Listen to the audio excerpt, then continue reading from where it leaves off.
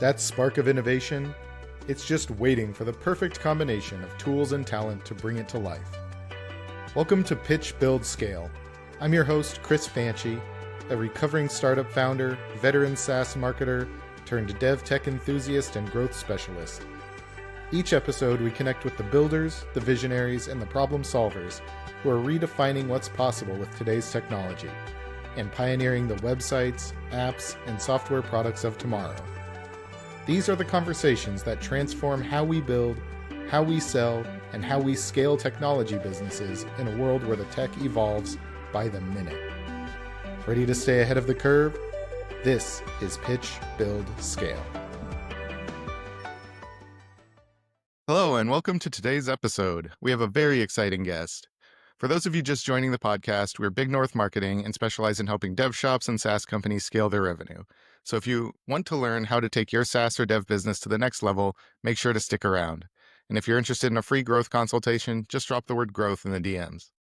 We're really excited to have today's guest, Hamid Mahmood, CEO of Software Pro Digital and author of Seven-Figure Agency Mindset A to Z. Hamid is a veteran agency founder, Harvard-certified marketer, and digital transformation advocate who's helped more than 1,500 businesses scale their operations and unlock high-growth performance in the digital space. From leading multiple brands under the Software Pro umbrella to mentoring thousands through his mastermind and mentorship programs, Hamid brings a rare combination of street-smart marketing and systems thinking to everything he does. Hamid, welcome to the show. Thanks for having me on the show. Hamid, you've built multiple brands under the Software Pro umbrella. How did this journey begin, and what was your original vision when you got started?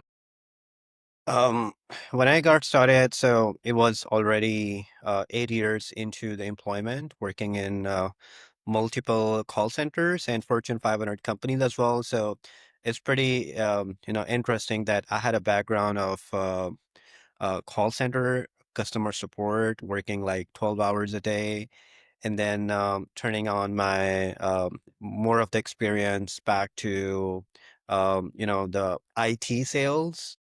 And then I was picked up by a Fortune 500 companies for getting one of their pilots successful, which was a Norwegian company, and they wanted to penetrate into the South Asian market. So we got the pilot successful, got the project running good until 2013, when I figured out who I am. Uh, and it took me about 8 years to started to understanding that. I completely shifted my career from all that sales and marketing and support and training and quality assurance to running a software development agency. So we started like a segment of the software development, which is like a front end. My agency was HTMLpro.net. I started like as a freelancer back into 2013. In about 6 months, we got grown up tremendously. In a couple of years, we had a team of like around 40 people, the web developers mainly. And then until 2019 and 20, you remember like there was like a huge spike of startups building and everything.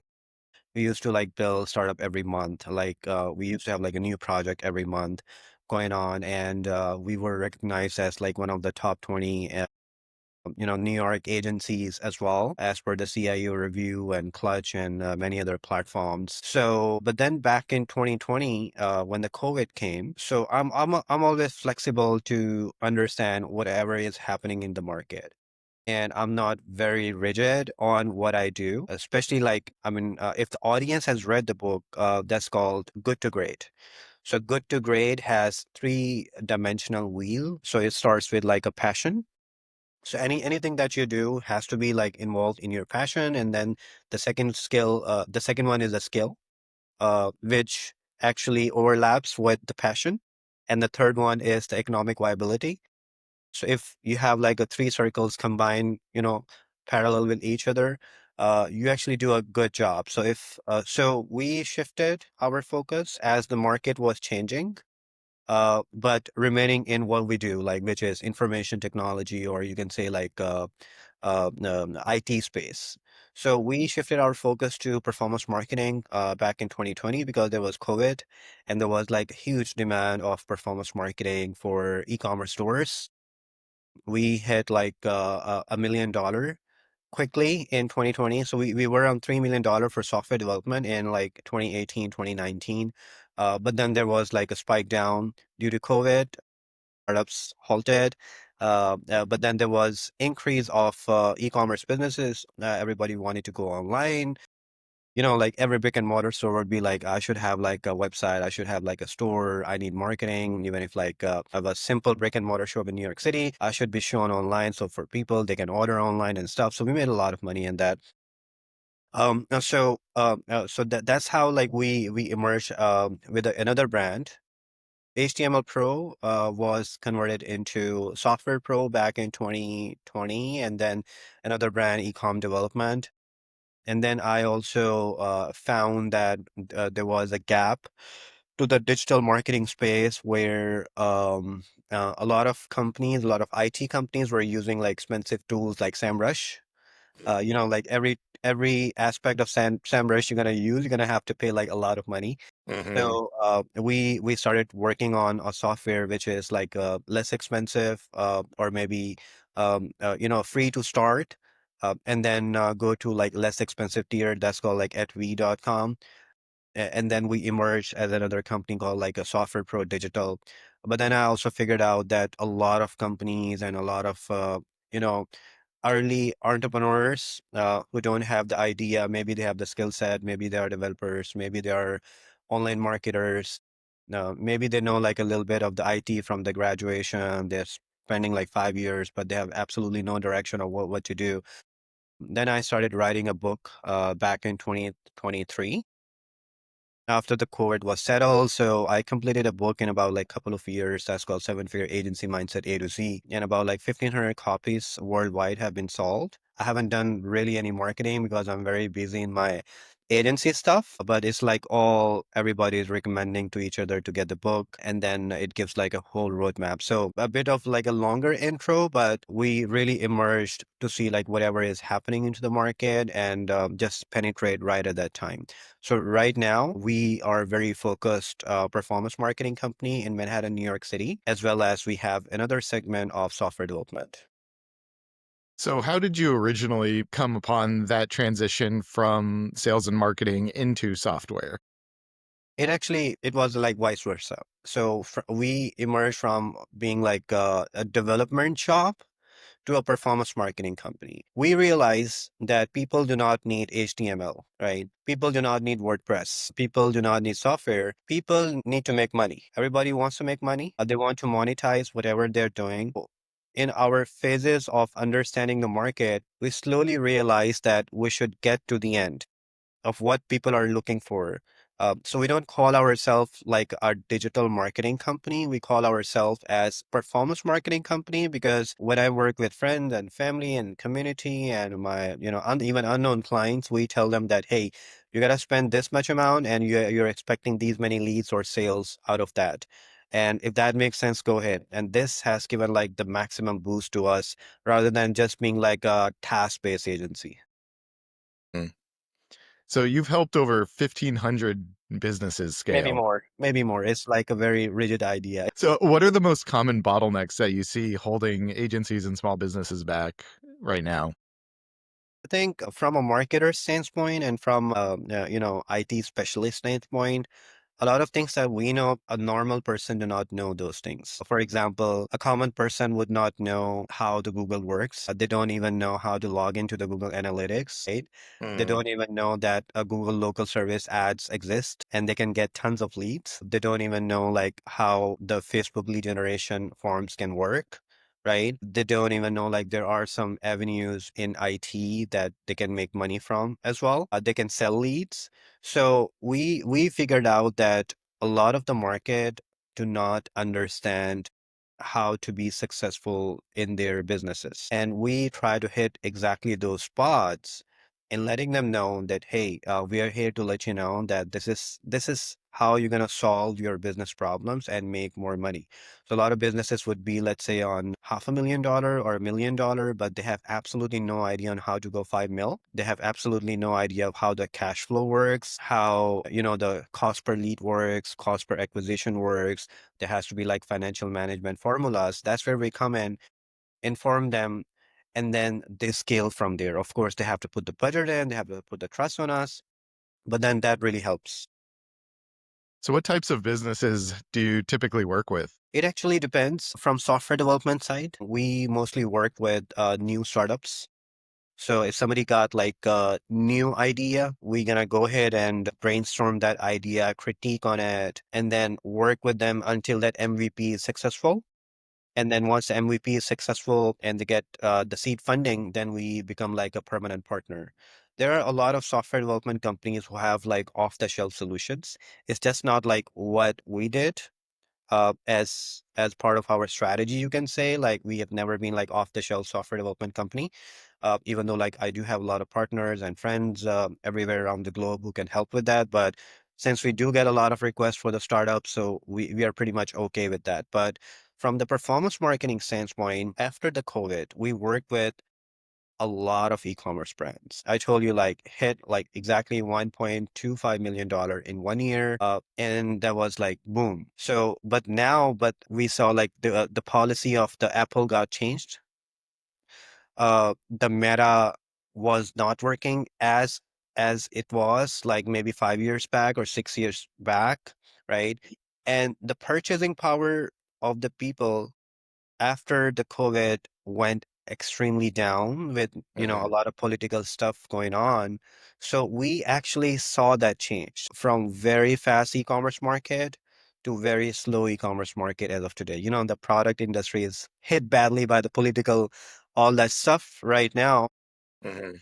Couple of years back, we realized that the right market, we need to shift from just, solely working with maybe Shopify stores or WooCommerce stores or brick and mortar stores, turning their stores from brick and mortar to online. We turn our focus to local businesses.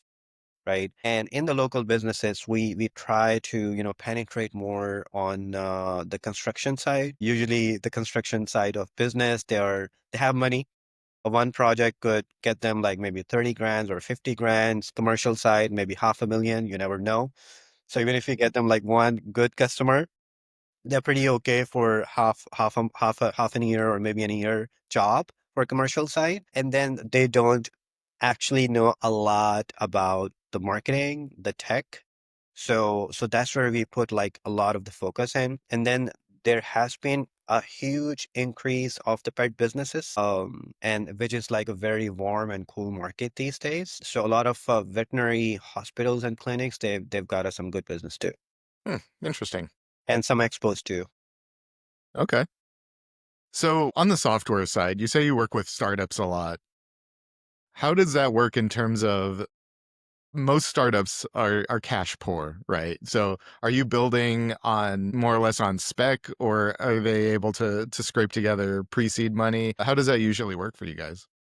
Yeah, we even though like we like to have like the owner of that business like initial seed to complete the MVP. Right. So let's say if they got like 50 grands or 100 grands to set up like an MVP for presenting it to the investors. So we just take the idea. We know like a lot of startups are not even highly mature in their idea as well. I was sitting last night with a large startup NGO and I asked them like questions and literally they didn't have the answers. They said like, we haven't thought that further. So we used to like refine their ideas, let them know that what exactly is happening in the market. And once the MVP is, let's say, done in 4 months or 6 months or whatever, maybe 3 months these days using AI. So then we give some time, like couple of months, 3 months for them to arrange the seed money. And then we start the next phase of, building like a full blown software. So, how do you attract clients yourself? What is your methodology for finding the ideal clients for your business? Yeah. I do like a master class and my whole book is on it as well. Like for hours and hours, I can speak on that, but I can literally give you like a very high level idea of it. So it's a science, and I started from Harvard Business School. And if you ask me, Hamid, like what is like one word about getting the sales, I would say like build a community, build the people around you. People should know you. You should know the people. And that's where the game begins. So a lot of the time, agencies are trying to maybe work on Upwork or marketplaces, and it's like an unknown scenario. You just go for a piece rate work and try to, get the work delivered with no relationship. What I found is like multi-channel approach really good. Multi-channel approach. And that multi-channel, if you're local in United States, then the high ticket clients are definitely available in your niche. So let's say I spoke about construction, I spoke about veterinary. I would say like if you have decided about that niche, then go hard on those niche. So when I say go hard on those niches, then you should do everything and whatever is happening in that niche, you should be a part of it. So for example, you're in the SaaS, we work more on construction and veterinary. We should be like in every exhibition of theirs. We should be where their business owners are. We should be of their friends, their parties, and whatever. So that's the number one advice I can get you is to be like highly involved in their even lifestyle as well. And then the expos and exhibitions are one of the like the largest avenues. So, for example, you're a specialist in veterinary software development, or you're a specialist in construction, or you're a specialist in SaaS in your case, then it means that you must have developed some softwares in the past. Or in my case, like we have done a lot of performance marketing in those areas. You're gonna have like a list of case studies. So if somebody asks you a question, maybe you're gonna keep talking for 5 minutes, right? For that one question, just because you were actually so focused and you have like a particular portfolio build and case study build that you can actually give solution. And the solution is in your subconscious to provide them. And people love it. So for the high ticket, I would highly suggest that network with those people wherever they are, make them friends, go to expos and exhibitions. So that's the number one way if you're being local. Now, if you're not being local, you're working internationally. I don't know, like a lot of listeners would be not sitting in the United States. I don't know. But let's say if you're not sitting in the United States, you cannot come here. Then go ahead and set up those connections over the LinkedIn. That's the best suggestion I can get you. Build a very cool, profile on LinkedIn. Make sure it's so when somebody gets on your profile, it's credible. They find you an expert in the niche you're working in. And then I would suggest that there are a lot of tools available like Sales Navigator, Link Helper, some auto bots and tools to get you auto connections, some auto messages. You can hire actually a VA to get your, the outreach get going and start personalization. Hey, how's it going? And stuff like that. And then the idea is to, keep talking with them, or share your calendar link with them, have chit chat with them, build a relationship. Maybe 3 months, 6 months down the road, they will have a need and they will contact you. So the LinkedIn, I would say, like is the number one. Sorry, the number two for expos and exhibitions. Now, then you can also set up like email marketing. So there are tons of videos available, but I would highly suggest using Salesforce, Smartlead, Instantly, these platforms, and then you can have the database from seamless.io. You can extract like a lot of data from there, just pay them subscription and start outreaching, but don't do like a regular outreach. It's not working these days. Just if you can personalize as much as possible, if you can like share stories or case studies, even in the first email. And a very funny story is that, so I saw like people were writing like lengthy blogs on LinkedIn and here and there. I used to write like blogs in my email, right? Very lengthy email, like 3 pager, 4 pager. And whenever I send like a 3 pager, 4 pager email with a lot of value inside of like maybe how search engine works, how the algorithm is working, and maybe just like half a liner at the end of the email. If you need any help, just get back. I get tons of leads with that too, right? Hmm, interesting. Yeah. And then you can also be like a part of the masterminds. Uh, so you can be part of the paid groups, HubSpot, and there are some other like local masterminds. Be part of that. It's not going to be free of cost, maybe some free of cost, but even if you like, you have to pay for it. But then do a good job, because if in a small community of let's say 80 people or 100 people, you do a good job, with two of them or three of them, you're gonna have like a cool word of mouth in a small community. Like I mentioned, like community is the number one thing you're gonna, have a lot of prospects. Then if you're sitting outside United States, you can use like Upwork, you can scrape, you can hire VAs and have them scrape the data on internet, find the jobs and bid them and etc. So a lot of other avenues I can explain, like it's gonna take a lot of time. Yeah, it sounds like you've dealt with this a lot, obviously. So very interesting, and thank you for that. That was really informative. In terms of on the client delivery side, what are you seeing in terms of the most effective lead generation channels right now, and how has that changed in the last couple of years? I would say like if that's it depends on what kind of business is that. As I said, like the product-based businesses, if you can get like Google Merchant set up, you're good. If you get the Google Merchant set up, that means that you have legit products, right? If you have legit products, then and if you keep the pricing like nominal, then you can sell well. So number one channel, I would say like keep the Google search engine. It's going to take time, like 6 months, 12 months search engine, and that should always be available. Your products, your things should always be ranked, no matter if somebody is making a decision on those pages or not. But your presence is extremely important when you're running the paid ads. So from product standpoint, I would highly suggest setting up your account on Google Merchant accounts and then set up like a Google Ads on those. From local business point of view as well, I will not suggest a lot of Facebook ads on local businesses.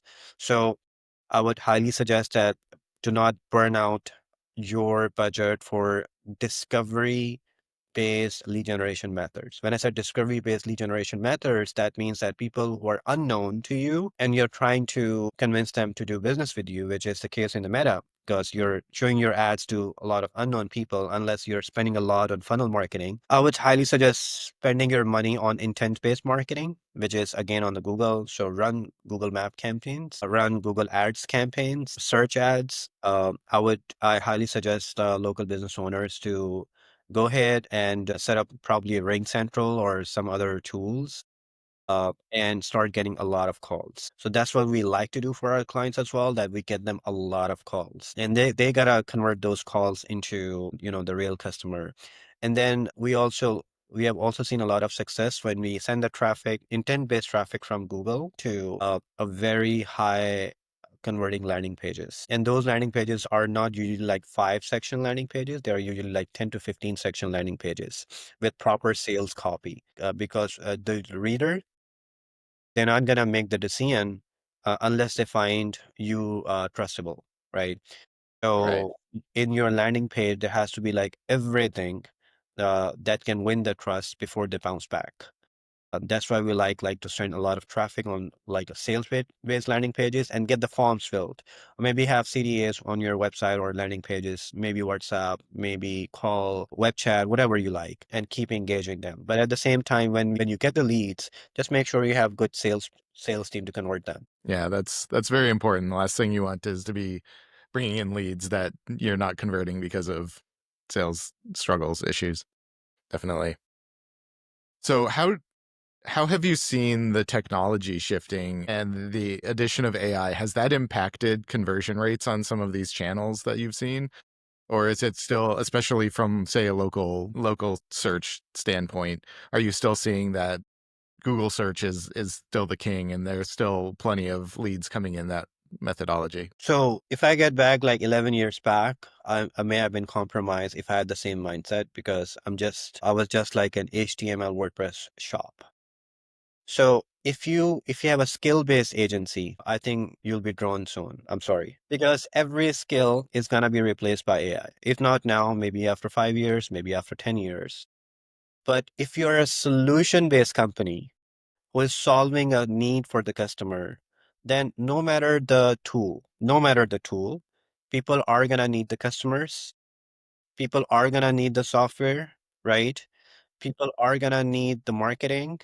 So if you keep focusing on the larger picture, then first of all, AI is not going to damage you. In fact, as I said, like if we used to build the software in 6 months, 5 years back, now we can build it in 2 months, right? Just because like we have the AI and we can, fasten the programming, right? First of all, and what I've seen is a lot of offshore market is skill based. So that is why a lot of jobs have been gone. The content marketers, they're gone. Absolutely. I don't use content marketers anymore. I don't have to, right? Right. The video editors, the graphic designer, you name it, like I would say lawyers. I don't have to use my lawyer for a lot of the time, right? Even if I have to write some petition, I can just use the chat GPT, right? However, that's my message to the international agencies or the companies or the IT companies is shift their focus from being like a Facebook shop, web development shop to a solution oriented organization, which could be like you're solving a need through a software, you're solving a need through marketing, right? So that's the one thing. And then you spoke about like AI. So AI is just an extension to what you're doing. So maybe 30 years back, the cars were slow. Now they're faster, right? I got a Porsche now. So I was riding my Porsche and you can go like on 100 in like 3 to 4 seconds, right? But it's the same car. It's a car. I have to read the destination, right? So if you focus on destination, either you get on Porsche or you get on a slower car, you can reach to the destination. The thing which are changing is like AI is becoming extension. It's gonna reduce the tools that you're using. It's gonna reduce the humans, but if you keep the larger picture, it's not gonna impact you. It's gonna help you. Great. Yeah, that's what I've been hearing a lot from different people that I've spoken to is look at AI more as a tool than a replacement. It's going to make you more efficient, not replace you necessarily. As an agency owner, I love it. But think of it as a corporate employee, right? Think of it as a person who hasn't changed themselves, Hmm. right? Like 70% of the people are the followers. They don't change much. 30%, 20% of the people are change makers like you, right? So it's gonna impact them. And unless they change themselves, it's definitely an impact on them. Yeah. Yeah. And well, like you said, from an owner's perspective, from an entrepreneur's perspective, you can just think about how much more effective your business can be without having to scale up on people. Yeah. Yeah, absolutely. So, what is the biggest mistake that you see from agency founders making when they're trying to scale their agencies? They don't learn business. And I'm serious about it. As I Yeah. said, they learn everything. They're gonna learn SAMrush. They're gonna learn always what's going on in the Google. Hey, what's going on in the Node.js world? The Python programming has changed. The only thing that they're not gonna learn is the business. They should learn the financial management. They should learn the people management. They should know how the cash flow works. Like the biggest reason that companies do not scale is because the business owners do not know how to maintain the cash flow. And the reason is like, let's say a small business owner is making like $500,000 in a year, right? Maybe 40 grand a month. And after paying all the expenses, he's saving maybe 8,000 or 10,000 a month, let's say, for example. He's going to consume all that money with himself. Where if he would have spent that money back to the marketing, at least 30 to 50% of that. By book, you should spend 50 to 70% of the money back to the business, right? Mhm. So the biggest mistake which I've seen, especially in the overseas market, is they improve the lifestyle, they don't improve the business. And they think that they and the business are the same entities where it's not correct. They are working for the business. They're working for the welfare of their business. So our entrepreneur is not the business. Entrepreneur is making the business stronger and the most accountable stakeholder, just like others, while the business owners think that they're not accountable. Right. Right. So, what then would you say separates the most successful agency owners from the ones who don't quite make it or that they just become that kind of lifestyle business? First mistake I told you, first of all, like the business owners who learn, who spend money on the mentors, who spend money in the masterminds, who read maybe 12 books a year, they will always be ahead. And then they have the flexibility to change. A lot of business owners think they are kings, which they are. I wish them good luck. But if you're in a learning phase, if you remain flexible, as I mentioned, if I would have been the same Hamid 10 years back, I would have been like flopped, right? So the ability to be flexible is going to help you. And then the backbone of your agency or your IT business is the retention revenue. So a lot of businesses are not going to scale just because they're working on task based or gig-based projects where they should be working, even if like it's a lower revenue, I would take retainer. Instead of getting like $10,000, I will take $2,000, but recurring. Yeah, definitely. So looking at your business currently, what are the biggest challenges that you guys are facing in terms of growth right now? Is it the economy? Is it something else within your business that's maybe slowing you down or holding you back a little bit? To be honest, not right now. We are using the best use of the economy always. If I would have been, so a couple of years back, yes, we were struggling because of the startups pace. Post-COVID, people, it was kind of recession. Now there is kind of recession as well. So if we are like totally focused on that, we may get a little bit jeopardized, right? But we have been changing ourselves, looking at even the political situation and what has been happening. So now the directions which I mentioned, you are doing like pretty well at the moment. The only thing which I work day and night is ensuring that the delivery is up to mark. And for that, I have to make like, I have to be the business owner. That's my message for them as well. They should be very focused in making the standard operating procedures. And wherever they think that if there is a leakage of the work, then there has to be like a standard operating procedures, put it out there with the right compliance, and that's how you can actually scale your agency. Other than that, like it's really hard.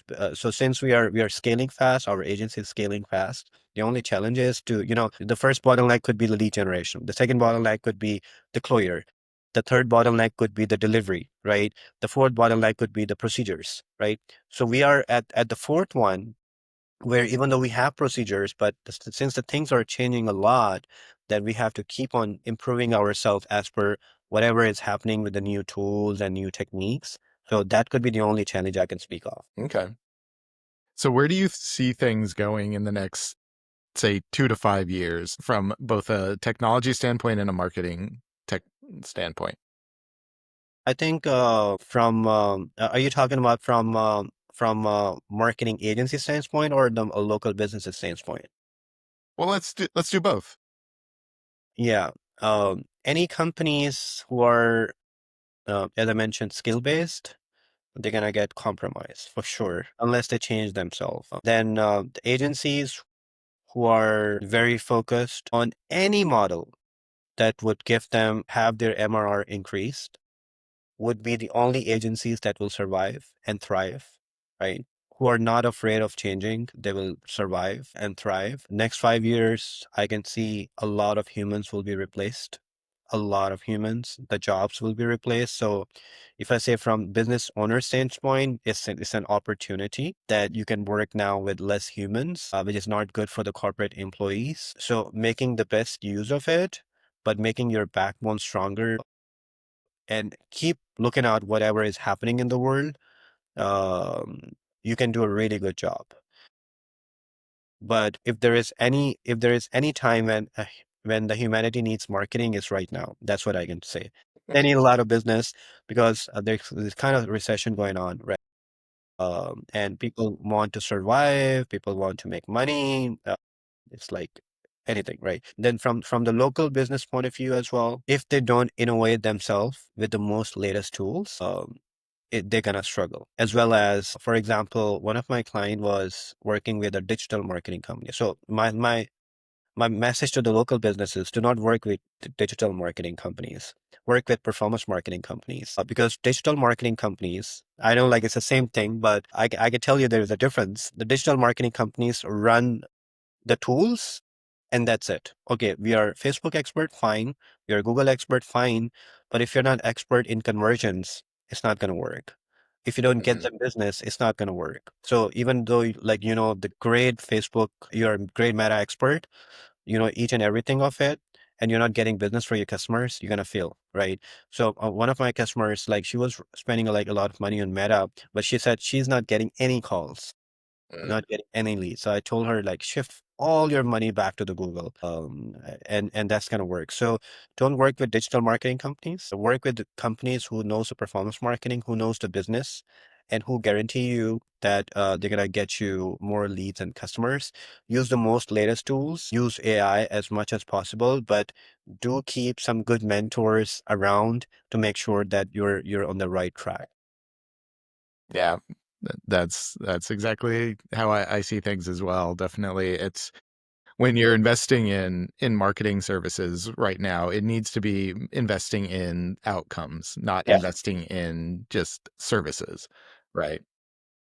Yeah. So do you see the local businesses being able are they taking advantage of the technology tools? Things are advancing so fast. Do you feel like they're taking advantage of those because they're becoming more ubiquitous, or do you see that gap widening and they're so focused on their own business that they're not able to take advantage and they're getting farther behind? Yeah, I think majority is the second one. They're not taking advantage. They will use the chat GPT, but they won't know the next things. They won't know whatever is going on into information technology, whatever is going on into marketing world. And I'm so afraid that so I had a mastermind call to almost 30 business owners who are making some good tons of money, and nobody was using Google LSA, right? And it's the best tool to get you leads, right? So I can definitely tell you that not a lot of people are still aware of the right technologies. And just by knowing the right technologies, it can change your family, it can change your world, and it can make you so wealthy. On that note, I think we'll end this, but thank you so much, Hamid, for this conversation. This was really informative, really helpful. I really appreciate you sharing all your insights and your story and your journey. So, can you tell our listeners where they can find you? You can go ahead and first of all Google me, Hamid Mahmood. It's HAMID MAHMOOD. You can write CEO, Hamid Mahmood book, whatever. And then you're gonna find me, and then you can follow me on the LinkedIn. You can follow me on the Facebook. You can follow me on the Instagram. That's Hamid Mahmood official, I guess, or Hamid's official. I do check my Instagram myself. The rest of the channels it with admin, but I do keep posting. So let's keep in touch. Thank you so much. And thanks to everyone for tuning in. Be sure to subscribe, leave a review, and as always, keep pitching, keep building, and keep scaling.